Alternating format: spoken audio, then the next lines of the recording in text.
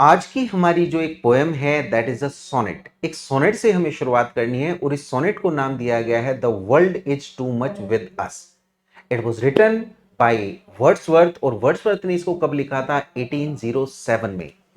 1807 में ही ये पब्लिश हुई थी। और मैं आपको बता दूं कि इस पे जो इम्पैक्ट था सबसे बड़ा वो था फर्स्ट इंडस्ट्रियल रेवोल्यूशन का। तो फर्स्ट इंडस्ट्रियल रेवोल्यूशन में ये 14 लाइंस हमें और नेचर इन दोनों के जुड़ाव या फिर सेपरेशन को बताते हैं कि कैसे ह्यूमन बीइंग स्पिरिचुअलिटी को भूल चुका है और टोटल मेटेरियलिस्टिक हो चुका है, यानी कि इस दुनिया में खो गया है। यानी कि जो पहली लाइंस आप देख रहे हैं, the world is too much with us. World is too much का मतलब है कि वर्ल्डली चीजें, मेटेरियलिस्टिक चीजें, ये जो चारों तरफ में हमारे पैसा, मनी, भाग दौड़, लालच एक्सेट्रा, ये कितना सारा हमारे पास हो गया है। और जो वास्तव में हमारे पास नेचर के जो बून होने चाहिए थे, नेचर के जो ब्लेसिंग्स होनी चाहिए थी, उसको हम भूल गए हैं।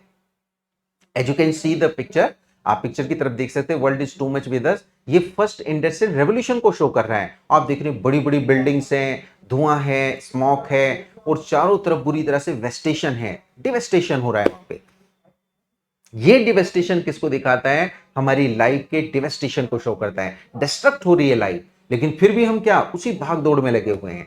तो चलिए शुरू करते हैं कि कैसे हम उसको बचा सकते हैं या कैसे यहां पे पोएट अपनी बात को प्रेजेंट कर रहा है। तो देखते हैं 14 लाइंस में विलियम वर्ड्सवर्थ हमें कह क्या रहे हैं, इस सोनेट में 14 लाइंस में क्या कह रहे हैं। सबसे पहली लाइन देखेंगे, the world is too much with us late and soon. का मतलब है कि ये वर्ल्डली जो चीजें हैं, ये मेटेरियलिस्टिक चीजें हैं, ये लालच जो है ये हमारे पास बहुत ज्यादा हो गया है।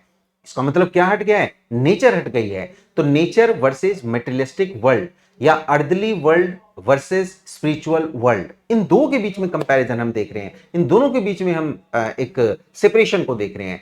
सेकंड यहां पे लाइन है गेटिंग एंड स्पेंडिंग। इसका मीन्स कंज्यूमरिज्म, हम लेने में देने में इसमें व्यस्त हो गए हैं। वी ले वेस्ट आवर पावर्स, और हम अपनी पावर्स को जो हमें गॉड ने दी हैं, जो हमें नेचर ने दी है, हम उनको खत्म कर रहे हैं, हम उनको वेस्ट में जाने दे रहे हैं। Little we see in nature that is ours. हम बहुत कम उस पर ध्यान रख पाते हैं जो नेचर हमको देती है, हम उसे देख ही नहीं पाते, क्योंकि सबसे बड़ी बात है हमारे पास समय ही नहीं है। हमने मैक्सिमम समय अपने टाइम का, अपने डे का, अपने 24 आवर्स का कहां पे दे दिया है? उस भाग दौड़ को, उस व्यर्थ की भाग दौड़ को, जिसमें लास्ट में हमें कुछ नहीं मिलना है, मिलना कुछ नहीं है। लेकिन नेचर को अगर हम ऑब्जर्व करें, नेचर के साथ जुड़े, तो वास्तव में हमें कुछ मिलेगा, एटलीस्ट कंफर्ट तो मिलेगा, लेकिन हम उसके लिए नहीं है। नेक्स्ट लाइन में कहते हैं we have given our hearts away. हमने अपने दिल को भी दूर कर दिया है, नेचर से दूर कर दिया है। अ सॉर्डेड बून। अब देखो यहां पे सॉर्डेड बून में बेसिकली हम देखें तो ऑक्सीमोरन है। सॉर्डेड का मीन्स है टेस्टलेस और बून का मीन्स है बेनिफिट या वरदान। तो एक टेस्टलेस बेनिफिट हमको मिल रहा है, एक टेस्टलेस वरदान हमें मिल रहा है जिसमें टेस्ट है ही नहीं। ऐसे वरदान का करना भी क्या? तो वो हमारी सोल बन चुकी है।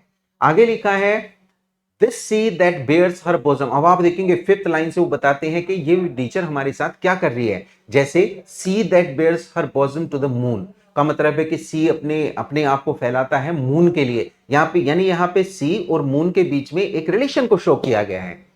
आगे लिखा है the wind that will be howling all at all hours, यानी कि विंड की बात की है, वो पवन लगातार चल रही है, हमें आनंद दे रही है। And are up gathered now like sleeping flowers, और स्लीपिंग फ्लावर्स की तरह से बेहद खूबसूरत है। For this for everything we are out of tune. कितना बड़ा यहाँ पे आयरनी हमारे ऊपर कसी है कि we are out of tune, का मतलब है हम नेचर से दूर होकर अपने आप को ट्यून से अलग कर रहे हैं।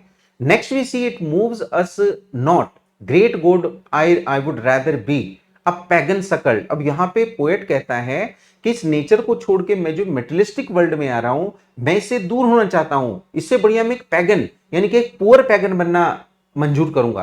यानी पैगन हम देखें तो कहां हम एंग्लो नॉर्मन में देखते हैं, जहां पे पैगन पुअर थे, बाहर से आए थे और बिल्कुल उनके पास ज्यादा कुछ नहीं था, लेकिन वो नेचर से जुड़े हुए थे, तो वो नेचर से जुड़ना चाहेगा।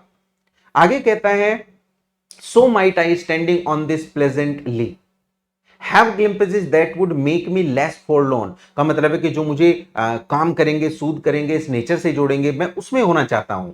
Have sight of Proteus. अब यहां पे कंपैरिजन भी दिया है, एक तरह से इमेजरी भी दी है। कैसी इमेजरी? प्रोटियस की, यानी कि प्रोटियस कौन है? God of sea. तो कहते हैं कि have sight of Proteus rising from the sea, का मतलब है सी से जोड़ के प्रोटियस को दिखाया, क्योंकि प्रोटियस के कहने से जो वेव्स होती थी सी की वो शांत हो जाती थी, यानी वो कितना जुड़े हुए थे, मैं उस तरह से जुड़ना चाहता हूं, ये पोएट का कहना है। और here old Triton blows his reed horn, यानी ट्राइटन को अगर हम देखें जो कि पैगन के गॉड हैं, बेसिकली उनकी तरह से, उनके रीड हॉर्न की तरह से वो नेचर से जुड़ना चाहते जैसे वो लोग जुड़े थे।